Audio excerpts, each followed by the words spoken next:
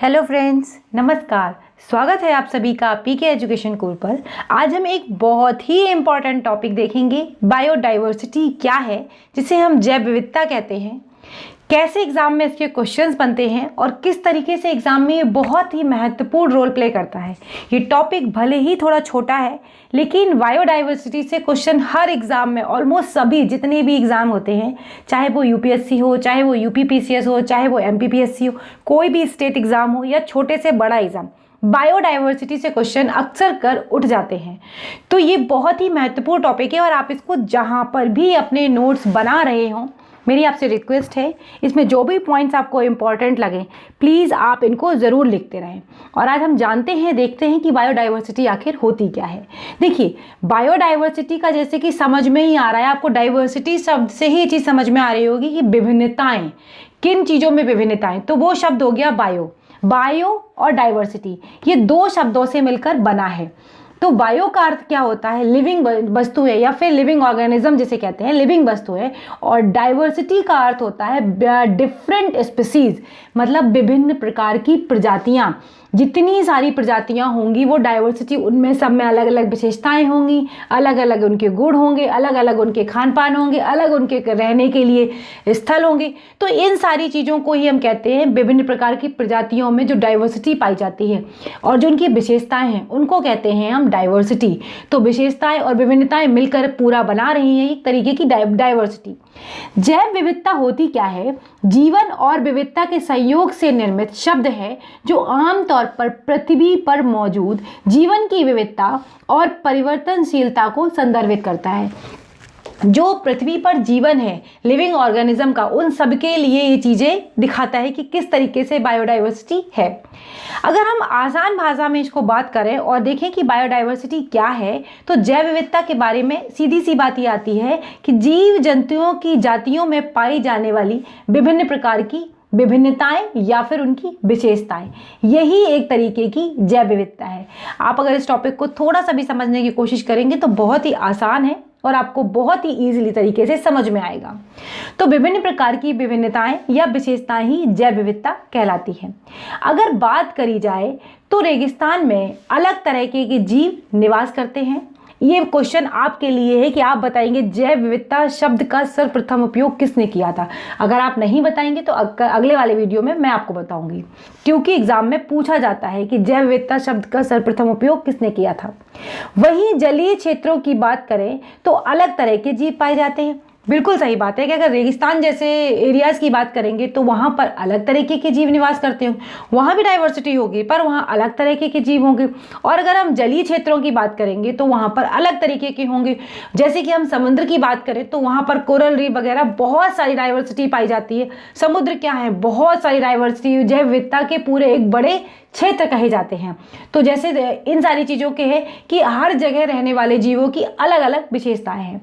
जीवों की विभिन्न प्रजातियों का एक ही स्थान पर पाया जाना जैव विविधता कहलाता है। जैसे मान लीजिए समुद्र एक बहुत बड़ा क्षेत्र है जैव विविधता के लिए, तो यहाँ पर ऐसा नहीं कि सिर्फ कोरल रीफ ही पाए जाते हैं, यहाँ पर बहुत सारे जीव ऐसे हैं जो पाए जाते हैं, वही कहलाता है जैव विविधता।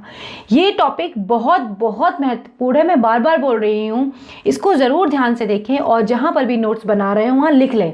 और प्लीज़ अगर आप चैनल पर नए हैं तो प्लीज़ सब्सक्राइब कर लेना, बेल आइकन को प्रेस कर लेना। और अगर वीडियो अच्छा लग रहा है तो ऑनेस्टली प्लीज़ लाइक कर देना। अगर आपसे हो सके तो प्लीज़ इसे लाइक कर देना।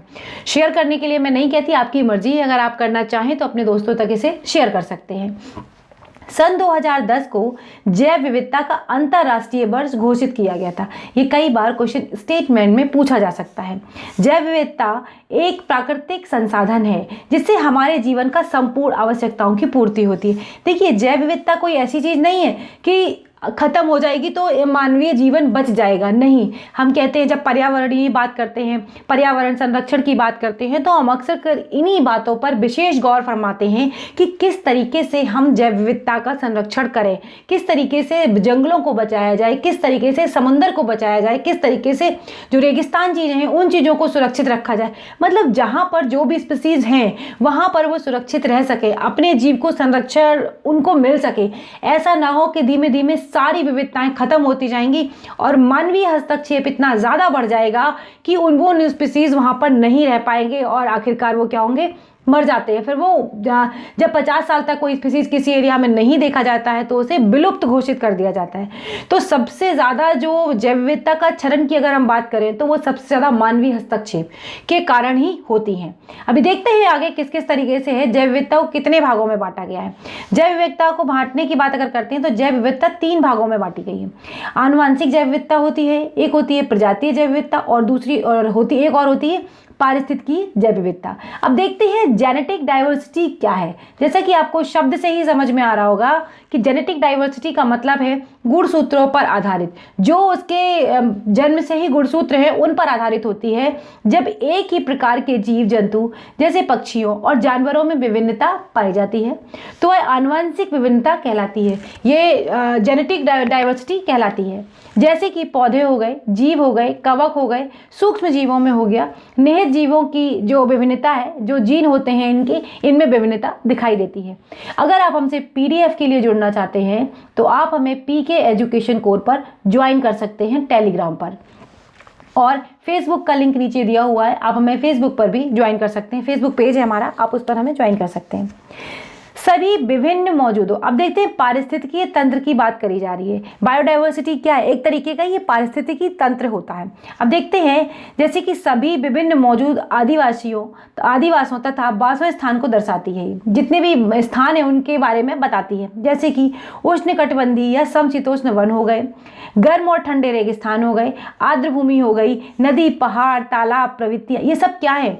ये जितनी भी भित्तियाँ हैं, प्रवाल भित्तियाँ, ये सब की सब डाइवर्सिटी तो है। इतने सारे जीवों का एक जगह पर रहना या एक अलग अलग स्थानों पर रहना, एक साथ इन चीज़ों को रहना, ये सब क्या है? डाइवर्सिटी ही दिखाती है। प्रत्येक पारिस्थितिकी तंत्र बायोटिक जीवित घटक जैसे कि पौधों और जीवों और अजैविक घटक जिसे हम एबायोटिक या नॉन लिविंग घटक कहते हैं, जैसे हो गया सूर्य का प्रकाश, वायु, जल, खनिज और पोषक तत्वों के बीच जटिल संबंधों की एक श्रृंखला को बनाती हैं। अब देखते हैं प्रजातीय जैव विविधता क्या होती है। जो प्रजातीय जैव विविधता होती है उसमें विभिन्न प्रकार के पौधे हो गए, जानवरों की संख्या हो गई, और इनको जातीय जैव विविधता कहा जाता है। अब जैव विविधता में सबसे बड़ी चीज़ें भारत के परिप्रेक्ष्य में अगर हम बात करें कि जो जैव विविधता के हॉटस्पॉट कौन कौन से हैं, तो अभी हम आगे वीडियो में देखेंगे कि कौन कौन से वो स्थल है। और देखिए सबसे ज़्यादा महत्वपूर्ण पूर्वी हिमालय हो गया, पश्चिमी हिमालय हो गया, पश्चिमी घाट हो गया, और म्यांमार भारत की सीमा एवं सोंडालैंड, ये क्या है? भारत में जैव विविधता के बहुत ज़्यादा हॉटस्पॉट माने जाते हैं। लेकिन अगर केवल भारत के बारे में ही बात करेंगे तो अंडमान निकोबार भी जो है वो हॉटस्पॉट के लिए बहुत ही ज़्यादा महत्वपूर्ण स्थल है। अब मैं आपसे एक चीज क्वेश्चन देती हूँ और आपको बता भी रही हूँ, इसको ध्यान से लिख लीजिएगा कहीं पर। देखिए हॉट स्पॉट शब्द का सर्वप्रथम उपयोग किस वर्ष में किया गया था? वो किया गया था 1988 में। कब किया गया था? 1988 में। और इसका प्रयोग किया था नॉर्मन मायर्स ने। किसने किया था? नॉर्मन मायर्स ने। ये काफ़ी इंपॉर्टेंट है, कई बार एग्जाम में पूछा जाता है। मैं जैव विविधता से संबंधित जितने भी हैं नॉर्मन मायर्स हैं, जितने भी क्वेश्चन बन सकते होंगे इंपॉर्टेंट, मैं आपको एक पीडीएफ में पूरा करके दे दूंगी।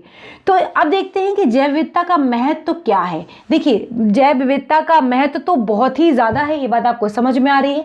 लेकिन कई बार क्या होता है ना, हमारे पास शब्द नहीं होते, हम उसको कैसे बता पाएँ। अगर मेंस में लिखने के लिए आता है या फिर आप जब प्री भी दे रहे होते हैं तो आपको बहुत सारे फैक्ट, छोटे छोटे फैक्ट्स होते हैं जो पता होने चाहिए। जैव विविधता का मानव जीवन में महत्वपूर्ण स्थान है। जैव विविधता के बिना पृथ्वी पर मानव जीवन क्या है? असंभव है। जैसे कहा जाए कि अगर जैव विविधता नहीं होगी तो यहाँ पर जीना संभव नहीं होगा। जैव विविधता के अनेकों लाभ हैं। अब लाभ देख लेते हैं। जैव विविधता क्या करती है? जैसे कि भोजन, कपड़ा, लकड़ी, ईंधन तथा चारा आवश्यकताओं की पूर्ति करती है। विभिन्न प्रकार की फसलों की अगर हम बात करें, जैसे गेहूं हो गया, धान हो गया, जौ हो गया, मक्का हो गया, ज्वार हो गया, ये सब हमारी भोजन की आवश्यकताओं की पूर्ति करते हैं। और हम जानते हैं कि कपड़ा किससे बनता है? कपास से बनता है। तो ये वाली फसल जो होती है वो हमारे कपड़े की आवश्यकताओं की पूर्ति करती है। और क्या होता है इसमें? औषधि का, जितने भी ज़्यादा जैव विविधता वाले क्षेत्र होते हैं यहाँ पर औषधि या जड़ी बूटियाँ बहुत पाई जाती हैं, तो ये औषधि का भी एक बड़ा स्रोत होते हैं। यह पौधों का समूह होता है, इसलिए वर्षा कराने में भी ये सहायक होते हैं। कार्बन उत्सर्जन को कम करते हैं। ये बात भी बिल्कुल सही है कि जब जैव विविधता बहुत अच्छी होगी तो क्या होगा? कार्बन का उत्सर्जन भी कम होगा। और क्या है, पृथ्वी पर हर प्रकार का संतुलन बनाए रखते हैं और सुंदरता को भी बढ़ाते हैं। देखिए मैंने जब पढ़ाया था आपको कुछ वीडियोज़ में मैंने बताया है, जब मैं आपको कुछ पढ़ा रही थी कि जो ऑस्ट्रेलिया में कोरल रीफ जो है वो क्या है कि वहाँ पर कई लोग पर्यटक जो आते हैं सिर्फ वही देखने के लिए आते हैं। इतनी सुंदर लगती है, इतना सुंदर दृश्य होता है वो कि आप देखेंगे आपको लगेगा देखते ही रहें, आपको कुछ और समझ में नहीं आएगा। तो कोरल रीफ इतने सुंदर होते हैं, बहुत ही ज़्यादा सुंदर दृश्य होता है वो। अगर आपने रियल में नहीं देखा है कभी भी कहीं पर भी, तो आप नेट पर भी डालकर देखिएगा, आपको बहुत सुंदर लगेगा। कोरल रीफ सुंदरता का एक बहुत ही बड़ा एक कहते हैं ना दृश्य होता है, बहुत सुंदर लगता है। समुद्र के किनारे खड़ी जैव विविधता संपन्न ज्वारीय वन, जैसे कहते हैं ना कि दलदली भूमि में जो वन होते हैं या मैंग्रोव वन कह लीजिए, यहाँ पर वेटलैंड होती हैं, वेटलैंड के बारे में मैंने आपको बताया है। तो जो मैंग्रोव वन होते हैं ये क्या करते हैं, बहुत ही अधिक सुरक्षा प्रदान करते हैं। और मैंग्रोव वन से संबंधित कई बार क्वेश्चन पूछे गए हैं एग्जाम में, कोरल रीफ से भी क्वेश्चन पूछे गए हैं। तो प्रवाल भित्ति से हिंदी में कहते हैं प्रवाल भित्ति, इससे कई बार क्वेश्चन पूछे गए। कई बार ये पूछा जाता है कहाँ पाई जाती हैं, सबसे बड़ी ग्रेट बैरियर रीफ जो है ऑस्ट्रेलिया में वहाँ पर पाई जाती हैं। या प्रवाल भित्ति अपने जहाँ पर भी नोट्स बना रहे हैं वहाँ पर लिख लीजिएगा कि आपको ये चीज़ें याद रखनी है एग्जाम के टाइम पर, छोटे छोटे पॉइंट्स बनाकर। ज्वारीय वन, मैंग्रोव वन, इनसे भी क्वेश्चंस पूछे जाते हैं कि मैंग्रोव वन सबसे ज़्यादा कहाँ पर हैं और किस तरीके से ये होते हैं, बहुत सारे पॉइंट्स आते हैं तो वो आपसे पूछे जा सकते हैं। प्राकृतिक आपदाओं के लिए समुद्री तूफान तथा सुनामी के खिलाफ ढाल बनकर काम करते हैं। मैंग्रोव वन क्या करते हैं, हमेशा जो समुद्र का पानी होता है वो आगे बढ़ने के लिए, सुनामी जब आती है उसमें समुद्र में क्या होगा, सुनामी आएगी, सुनामी आती है, तूफान आते हैं, तो ये ढाल का काम करते हैं, मतलब उस क्षेत्र को सुरक्षा प्रदान करते हैं। तो आपको समझ में आ रहा होगा कि जैव विविधता कितनी ज़्यादा महत्वपूर्ण है। जैव विविधता एक ऐसी चीज़ है कि जिसके बिना मानवीय जीवन की कल्पना भी नहीं की जा सकती है। अब जैव विविधता के क्षरण के कारण जान लेते हैं क्या क्या है। देखिए, बढ़ता शहरीकरण, कोई क्षेत्र है पहले इतना था, फिर उस पर इतने में पहले वन हुआ करते थे, या जो जैव विविधता थी या पक्षी थे, पौधे थे, पानी था, सब कुछ था। धीमे धीमे कम करते करते शहरीकरण लगातार बढ़ता जा रहा है और उन क्षेत्रों की कमी होती जा रही है।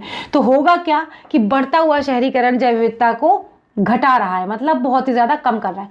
वनों का कटाव, इंसानों को रहने के लिए जगह चाहिए, बड़े बड़े मल्टी बिल्डिंग्स बन रही हैं, तो उनको क्या होगा, बड़े बड़े मॉल्स बन रहे हैं, तो वनों का कटाव लगातार, कहीं से सड़क निकाली जा रही है, कहीं से कुछ किया जा रहा है, कहीं फ्लाईओवर बनाए जा रहे हैं, तो क्या होगा, वनों का कटाव बहुत तेजी से होता है, तो भी जैव विविधता का ह्रास होता है।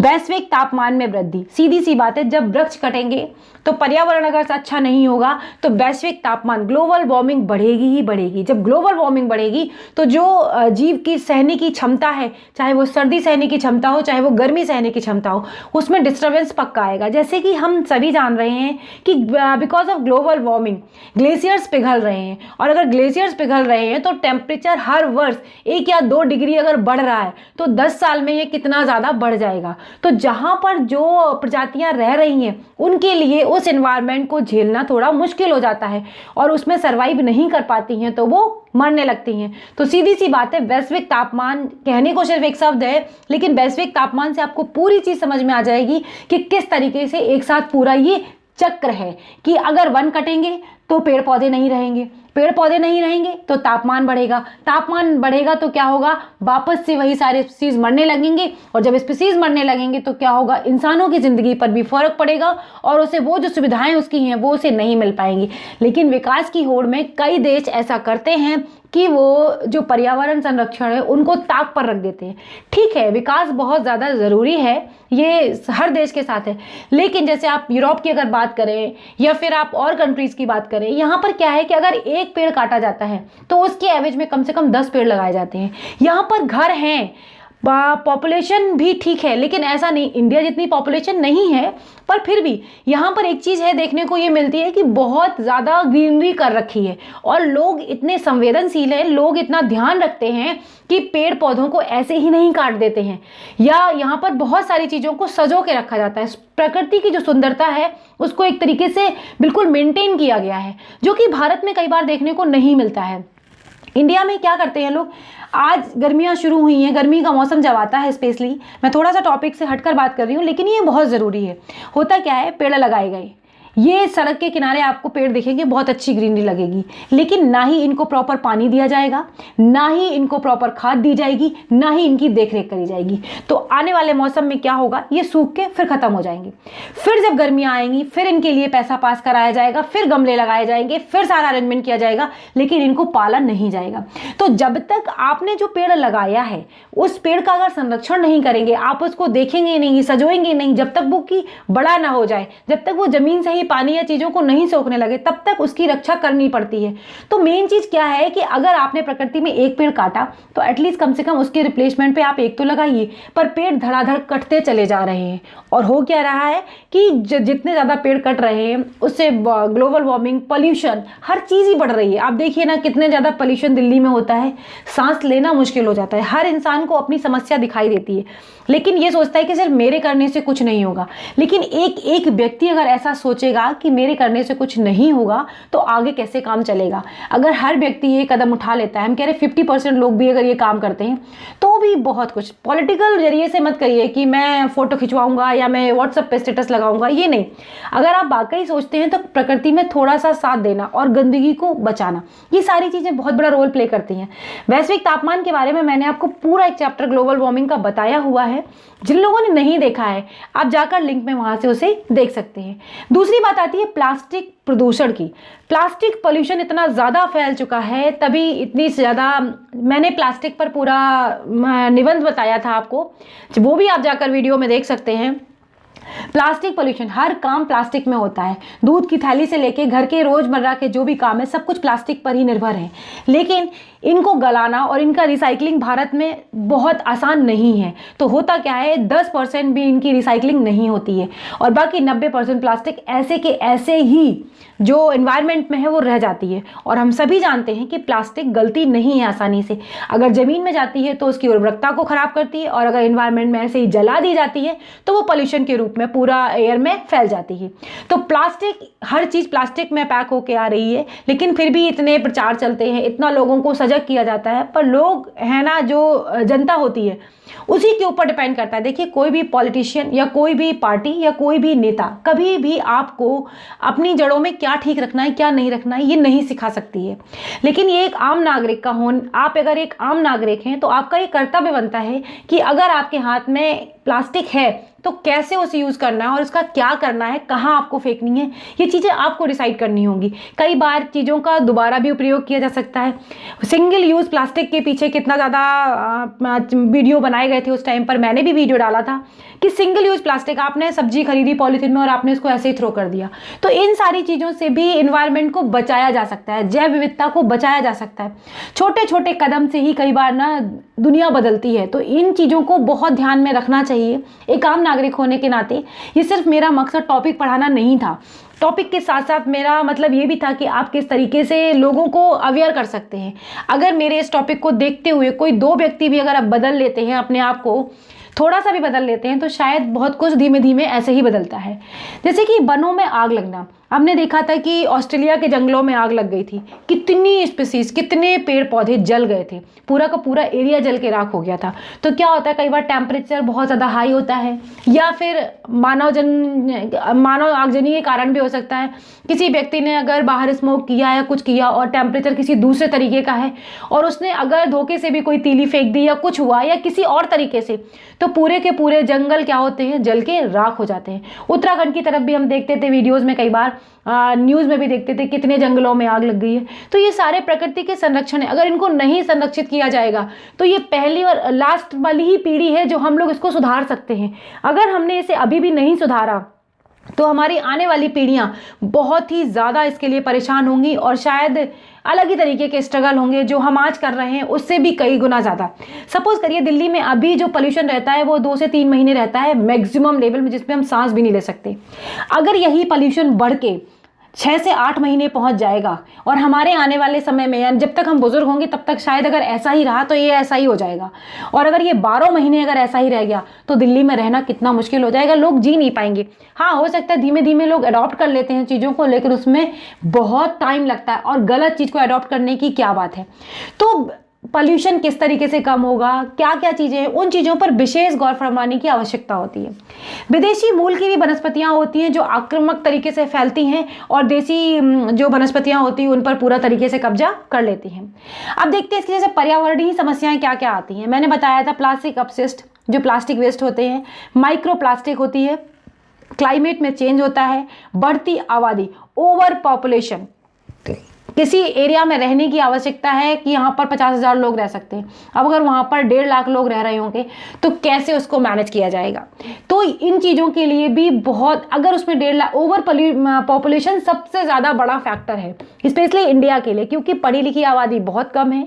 और सिर्फ जो डेटा में आती है उसके हिसाब से मैं बात नहीं कर रही, रियल पढ़ी लिखी आबादी या फिर वो लोग कितना फॉलो करते हैं। पढ़े लिखे होने से मतलब सिर्फ यही नहीं है कि आपने डिग्रियां ले ली, आप कितने आपने अपने थॉट प्रोसेस को बदला है, जो पुरानी चीज़ें हैं उनसे आप कितना आगे बढ़े हैं। जैसे गणेश चतुर्थी या गणेश पूजन जब होता है, लोग सीधे सीधे पूरी कलरफुल मूर्तियाँ नदियों में बहा देते हैं, तो किस तरीके से उनका विसर्जन करना है। या फिर नवरात्रे में लोग मूर्तियाँ स्थापित करते हैं, उनको किस तरीके से करना है, ताकि किसी की जो धार्मिक चीज़ें हैं वो भी आहत ना हो और क्लाइमेट को भी कोई परेशानी ना हो, मतलब पर्यावरण भी सुरक्षित रहे। ऐसे ही काम करने चाहिए। भले ही आबादी ज़्यादा है इंडिया में, एक तरीके से अगर पॉजिटिव वे में देखा जाए तो इंडिया हर तरीके के मार्केट के लिए बहुत ही अच्छा है। चाहे चाइना हो, चाहे अमेरिका हो, चाहे जापान हो, चाहे यूरोप की और कंट्री हो, सब मार्केट की तरफ अगर मूव करती हैं तो इंडिया के लिए, क्योंकि मार्केट वहाँ पर अच्छा है, पॉपुलेशन ज़्यादा है, लोग ज़्यादा यूज़ करेंगे चीज़ों को। लेकिन सबसे बड़ी बात यह है कि ये जागरूकता फैलाना बहुत ही ज़्यादा आवश्यक है कि कैसे हम अपने पर्यावरण को या अपने देश को साफ और सुरक्षित रख सकते हैं। अब देखते हैं प्रकाश प्रदूषण, लाइट पोल्यूशन क्या होता है। कृत्रिम प्रकाश जैसे हम कहते हैं, अगर किसी जगह पर लगातार रात भर लाइट जलती रहेगी या जो लाइटें हैं किसी एरिया में अगर ऐसी जगह पर लगा दी गई जहाँ पर कोई स्पीसीज रह रहे हैं, यहाँ पर पेड़ पौधे हैं, जीव जंतु हैं, तो उनको ये चीज़ें समझ में नहीं आती क्योंकि वो नेचुरल प्रकाश पर ही डिपेंड होते हैं। तो उन चीज़ों का भी विशेष ध्यान रखना होता है कि इसका भी पर्यावरण पर बहुत ही ज़्यादा दुष्प्रभाव पड़ता है। जाहिर सी बात है, जब विकास होगा, फ्लाईओवर्स बनेंगे, रोड बनेंगे, तो वहाँ पर अनेक तरीके की लाइट्स भी लगाई जाएंगी, बहुत सारी चीज़ें होती हैं, वो कहीं ना कहीं उनको इम्पैक्ट करती हैं। अब जैव विविधता के लिए संरक्षण के लिए जो सम्मेलन किए गए हैं उनके बारे में भी थोड़ा सा देख लेते हैं। कार्टाजेना सम्मेलन और नगोया सम्मेलन। कार्टाजेना सम्मेलन कनाडा में किया गया था। इसका मुख्य उद्देश्य था उन प्रजातियों का संरक्षण करना जिनका जीन बदल रहा है, जिनकी जेनेटिक परिवर्तन जिनमें किए जा रहे हैं, और इनका नाम था, जिसे हम LMO कहते हैं, लिविंग मॉडिफाइड ऑर्गेनिज्म। इन्हें विदेशी प्रजाति भी कहा जाता है। नगोया सम्मेलन में देखेंगे संरक्षण वृद्धि और सदस्य देश जो इसमें भागीदार होते हैं वो इसके लिए रोल निभाएंगे। भारत के परिप्रेक्ष्य में अगर बात करें, मैंने आपको बताया था कि 4 हॉटस्पॉट क्षेत्र हैं, ये बहुत ही महत्वपूर्ण है और कई बार एग्जाम में पूछा गया है। पश्चिमी घाट, पूर्वी हिमालय, इंडो बर्मा और सुंडालैंड, ये चारों के चारों बहुत ज़्यादा महत्वपूर्ण है। इनको आप बिल्कुल ध्यान से देखिएगा और जहाँ पर भी मैं बता रही हूँ आपको इनको लिख लीजिएगा। और मैं पहले बता चुकी हूँ आपको कि रेड डेटा बुक क्या होती है, जिसमें कि स्पीसीज लुप्त हो जाती हैं, उनमें उनको लिखा जाता है। तो ये पूरा वीडियो था जो मैंने आपको बताया कि किस तरीके से हम अपनी प्रकृति का संरक्षण कर सकते हैं। वीडियो थोड़ा सा लंबा हो गया है, मैंने इसमें कुछ अपनी तरफ से भी बातें डाली हैं जो मैंने देखा। अपने व्यूज़ भी शेयर करना। एक बार को मुझे लगता है कि कई चीज़ें ऐसी होती हैं जिनके बारे में हम कभी नहीं सोचते हैं, तो मुझे जो लगा कि हम जिस तरीके से यूरोप सुंदर है या और कंट्री सुंदर है, इस तरीके से हम अपने देश को भी बना सकते हैं, लेकिन उसके लिए हमें कुछ करना पड़ेगा। तो अगर आपको वीडियो अच्छा लगा है तो प्लीज़ लाइक कर देना, शेयर कर देना, और अगर आपने अभी तक चैनल को सब्सक्राइब नहीं किया है तो प्लीज़ चैनल को सब्सक्राइब कर लें, बेल आइकन को प्रेस कर लें, ताकि अगला वीडियो जब भी मैं डालूँ आप हमेशा हमसे जुड़े रहें। अगले वीडियो में फिर मिलेंगे दोस्तों। बाय बाय, नमस्कार।